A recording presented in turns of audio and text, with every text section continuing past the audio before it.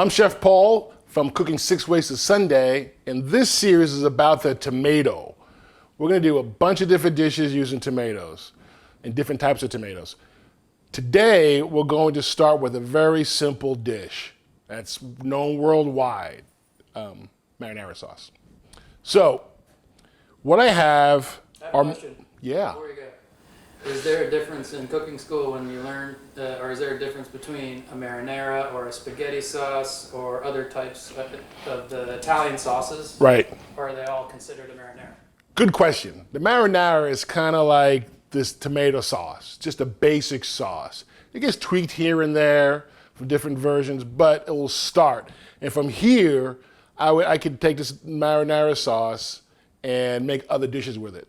I can make the pizza sauce out of it and kind of trend it down a little bit, or I could ratchet it up and add some beef stock to it, some beef bone, and make a sauce for a ragu. Lots of different things. Good question, Mr. Craig. So, got my pot doing its thing right now, getting warm. All right, I'm gonna get the oil in. Then I'm gonna add, the first thing I'm gonna add is my tomato paste. I like to get that in there, all right? Then after the tomato paste, my onions,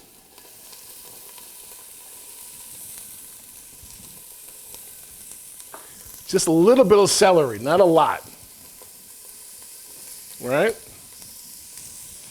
Just a little bit. Then my green pepper. All right?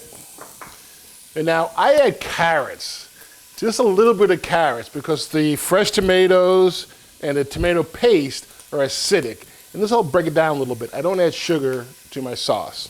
So these carrots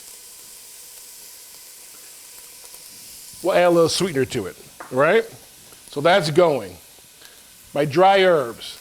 I usually cook only with dry herbs with the exception of rosemary, thyme, and sage.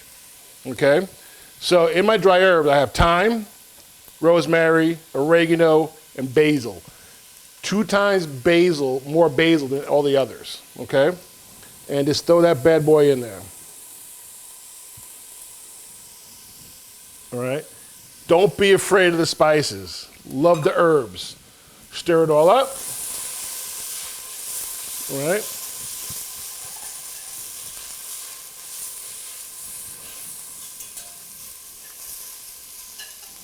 Now, you notice I have chopped garlic here already. It's already chopped. If I throw it in there, it's going to burn. I don't want to do that yet. Okay, so we'll hang on to it. Or I don't want to burn it at all. All right? My fresh tomatoes, these go in next. All right? Now, the moisture from the fresh tomatoes are going to deglaze. That means all the bits and stuff that's on the bottom of the pot, that goodness, all the flavor, it's going to help bring that back up. And look at that. You can see all that bits and pieces that were stuck to the bottom have come up. So let that cook for a little bit. Give that a couple of seconds, all right? Let that do its thing. Now, tomato sauce, let me get some balsamic. We're going to need that in a second.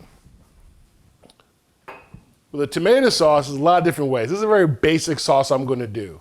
Very simple, all right? And then at the end, what I like to do after it's cooked and it's done, I blend it until it's a smooth, smooth sauce. And I do that because I get to reserve it and put it away. I can freeze it at this point, or the next day, I can use the fresh tomatoes, fresh basils, or fresh herbs, or whatever I like, and add it to the sauce, okay? And give that fresh texture, all right? And fresh flavor also. So, don't be afraid of canned tomatoes too. Just get some good ones. So the fresh tomato. So now I have just a regular tomato puree going in. I have a diced tomato. All right? Got my garlic. That's in. Salt and pepper. These are tomatoes. Tomatoes absorb a lot of salt. So when you think you put enough in, chop a little bit more. All right? And then a little more balsamic. Just an ounce or two. All right? Now this is your basic marinara sauce. All right? Now what we're gonna do is put a lid on it. We're gonna bring it to a boil, let it simmer, and we'll let this thing simmer all day long. And then when it's done simmering, we're gonna cool it, puree it, and then we'll make a sauce from there. See you then. Hey everybody, I'm back. Going through a bottle of wine. Sauce has been cooking all day long. Everything's nice and soft. And like I said earlier,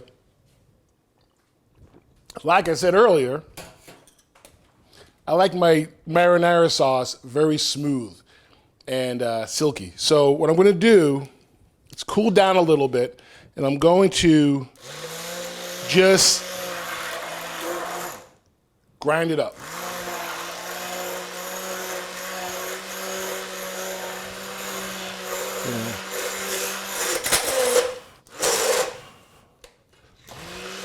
That happens sometimes. So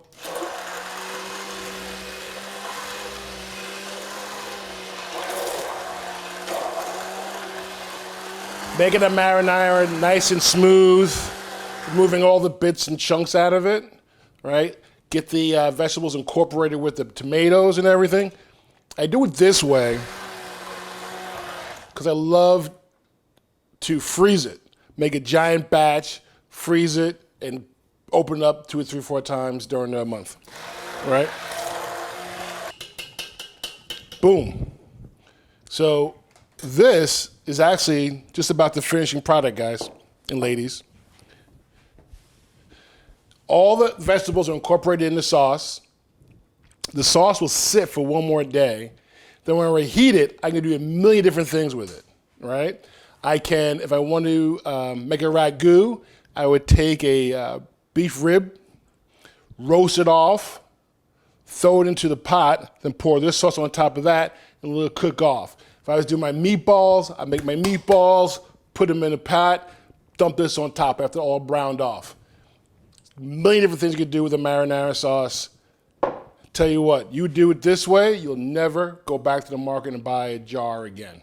All right? So, marinara sauce, very simple, easy to do. It does take some time, but it's worth the wait. I'll see you next time. Take care.